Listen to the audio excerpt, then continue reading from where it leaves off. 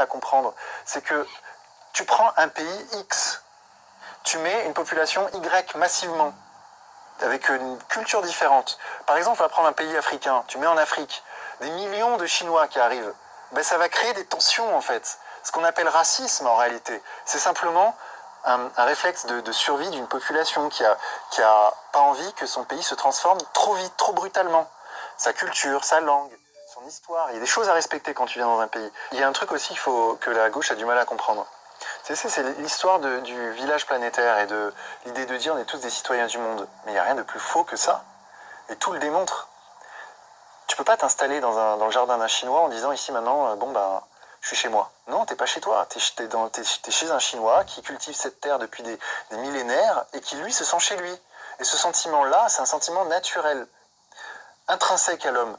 En fait, on ne naît pas hors sol. On naît comme une plante dans un sol. Et ce sol, on l'aime. Quoi qu'on en dise, et y compris les gauchistes. Quand ils vont à l'étranger, ils pensent au pain, ils ont le goût du pain dans la bouche, ils ont le goût du fromage, ils pensent à leur patrie, ils pensent à la France.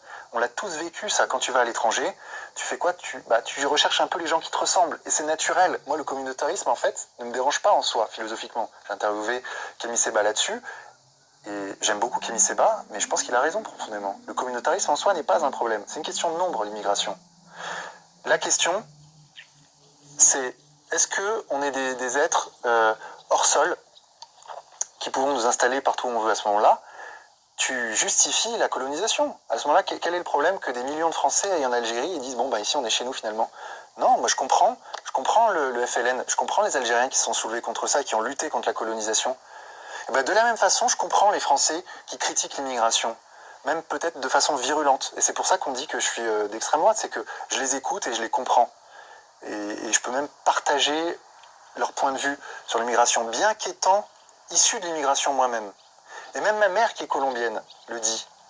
Elle dit bien sûr que s'il y a trop de gens qui viennent d'une culture différente, d'un ailleurs, ben ça crée des tensions et c'est naturel. Et ça le ferait dans n'importe quel pays du monde, je le redis.